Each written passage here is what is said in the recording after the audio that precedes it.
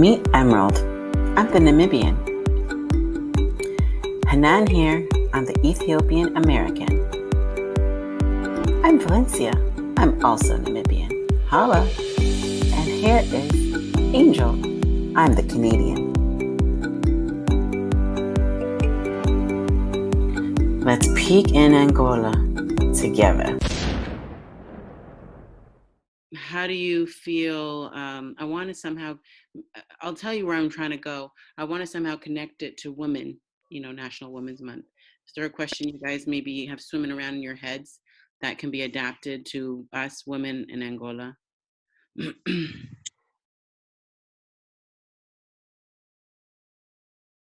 The women that accepted me when I came. My mother-in-law was the most accommodating, most loving, most patient person that I could have ever been received, or the person that received me with open arms. And even before she drove me around the city, I wouldn't know the city or the culture if it wasn't for her.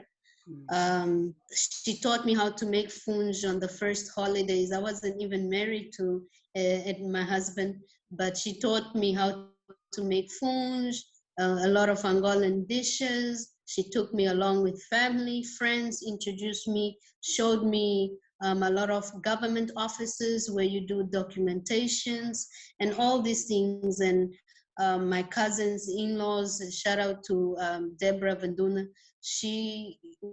When I started the business, she was telling me what to do, where to go.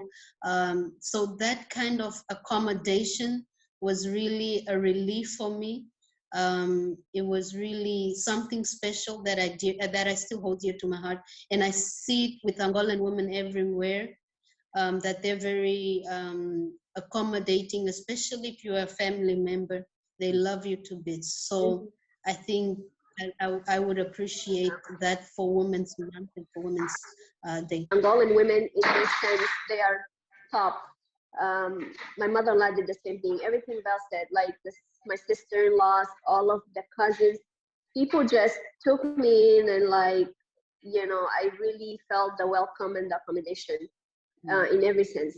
So shout out to all my women, Angolan women, that family, especially my mother-in-law,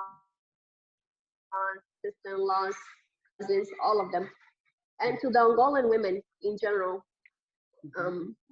Really, it's a different, how can I say? It's a different point of view when you come and get to really experience that Angolan welcome, that Angolan experience. It's just different.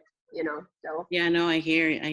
When you were talking, when you're talking about the Angolan women and empowerment and just how awesome, I was thinking of, you call them the cangero. The women that have the fish on their head or the fruit on their head? Zungueira.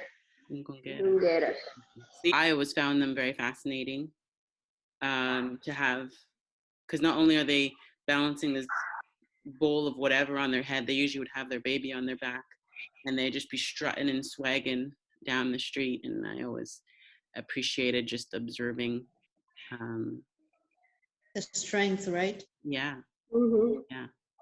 Yeah. Their real strength, their resilience. Yeah. The resilience that Angolan women have. Yeah. This woman, for me, there are two things. They are alive and they are loud, not in a bad way, but they're just so alive. Like, you go to the market, their nails are always done. That's the one thing that fascinates me about Angolan women. Their nails are always done, even the so maids' feminine, nails so feminine compared to US or Western. Yeah, it's just so feminine. They're very feminine. Their nails are always done. Their hair is always done. You go to the prasa, those ladies at the prasa that are there selling you tomatoes, they're selling them with lashes, They already have their lashes on and their long nails. And I'm just like, where do these women get time to do lashes and nails and everything? And they're very vocal, they're very good at expressing themselves and expressing their emotions. And I think that's one thing that also kind of like boosts my confidence here. When I came here, I've learned to kind of like be more assertive and explicit about how I feel. I used to be like, oh, let me sugarcoat it. No, like sometimes you just gotta tell it as it is, you know. That's one thing I learned about them. They are very confident, and like my maid, and not even just my maid, maids, you can't even tell that they're maid because they come there, they work in your house, they're like all sweaty, but when they leave, they bath, they put their lipstick on, their nice clothes on. You can't even tell who is a maid, you know, when you see them walking down the streets. So I just love that about this woman, that the fact that they're just so alive, so vibrant, so vocal, and they're very assertive. And most of them seem to know exactly what they want, you know. They want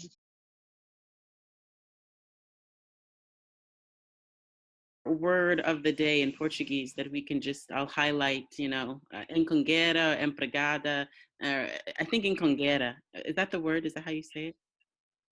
What is that? The one that, Zungueira, zungueira, what is it? Oh, okay. Zongueiras. zungueira. I say encongueira, zongueira. Oh my God. Hey, Julia, like, brutalizing the word. So that's our word. That's our word for the month, for our Women's Month representation. Can you say it again, Hanan or Valencia or Emerald? Zungueira. Hanan, Zungueira. Zungueira. Emerald, Zongueira. Zungueira. Ah, okay. I'm closing that.